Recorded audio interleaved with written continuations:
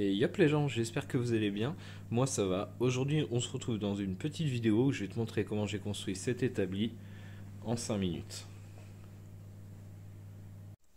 Bon, pour la fabrication de cet établi, la première étape ça va être de dessiner un plan.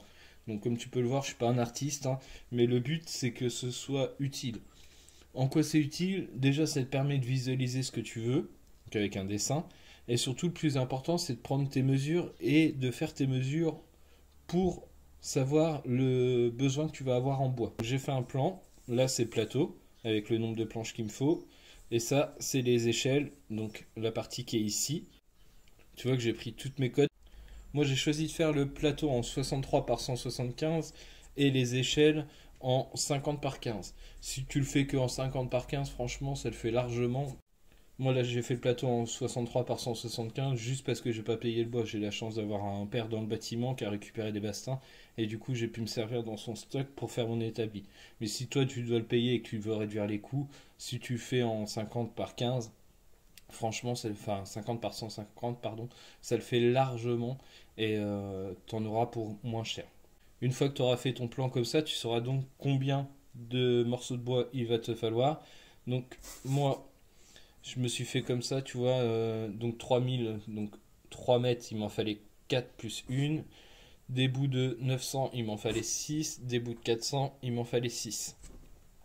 Comme ça te permet de faire ta commande de bois et si ton magasin le fait, qui te découpe directement. Et là, c'est encore mieux puisque tu gagnes un temps non négligeable sur la construction de ton établi.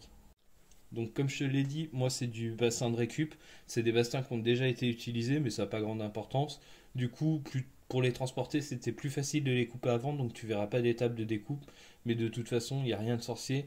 Une fois que tu as fait tes mesures et que tu connais tes besoins, tu as juste à découper ou faire découper selon tes besoins. Alors moi j'avais prévu de le faire en noir et orange, comme tu peux le voir sur le dessin. J'ai pas trouvé de peinture orange au magasin de bricolage à côté de chez moi. Du coup, je vais le monter sans le peindre. Idéalement, il faut mieux le peindre avant, comme ça c'est plus facile d'accès. Mais bon, ça c'est du détail. Si tu veux faire ton bois dans une première partie et après la peinture, ça permet d'étaler le coût de construction entre guillemets. Là, sachant que si toi tu achètes ton bois dans le commerce avec la visserie, t'en as pour en gros 150 euros. Voilà pourquoi il faut avoir quand même une bétaillère. C'est toujours utile. Donc là c'est le 807 de ma femme, j'ai pu loger les 3 mètres à l'intérieur. Voilà, donc on va passer à la fabrication. Donc la première étape de la fabrication, ça va être de fabriquer l'échelle. Donc moi j'ai passé un petit coup de ponceuse pour arrondir les arêtes. Et puis là, bon, c'est aussi une arête, tu me diras. Comme je te l'ai dit tout à l'heure, tu vois, c'est du bois de récup, donc il a quelques défauts, mais pour ce que je vais en faire, ça suffira largement.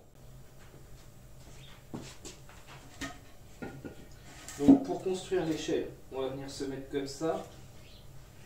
Cette autre partie-là va se mettre comme ça. Donc, moi je vais l'assembler par deux vis qui vont venir ici et ici. Donc pareil de chaque côté, pareil de chaque côté, pareil de chaque côté. Ici, je vais laisser 30 cm de hauteur. Et je vais venir assembler avec une équerre comme ça, hop, histoire d'être bien à la perpendiculaire pour que le plateau pose bien à plat. Donc moi ce que je fais, c'est que je pose mes vis, tu vois, comme ça, avant de les mettre dans l'autre partie, comme ça permet d'enclencher les vis. Le bois est relativement dur, donc ça permet de faciliter l'assemblage. Et pour la visserie, j'ai utilisé du 6 par 120. Voilà ce que ça donne les gars, une fois assemblé. Donc moi en plus, je vais venir mettre des petites rallonges comme ça, ici.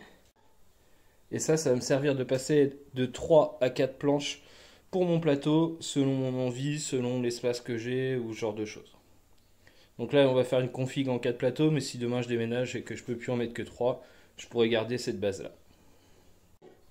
Le petit inconvénient, c'est qu'évidemment, ça va porter moins fort sur cette partie-là. Donc il faudra éviter de mettre des choses très lourdes en rebord, mais franchement, vu l'épaisseur du bois, je suis pas inquiet. Bon bah voilà les gars, ce que ça donne une fois les 3 échelles faites avec les petites rallonges, on va pouvoir passer au plateau. Voilà ce que ça donne les gars. J'ai posé la première planche du plateau. Je vais enchaîner puis je te reprends après. Bon bah voilà le résultat les gars. Donc moi je suis plutôt content. Comme tu peux le voir ici, j'ai remis l'étagère que j'avais, en fait je l'ai glissé en dessous, comme ça me fait quand même un rangement. Ici il y a le compresseur, le cric, l'enrouleur pneumatique. Et puis bah là ça me fait un bel espace de travail, donc 3 mètres.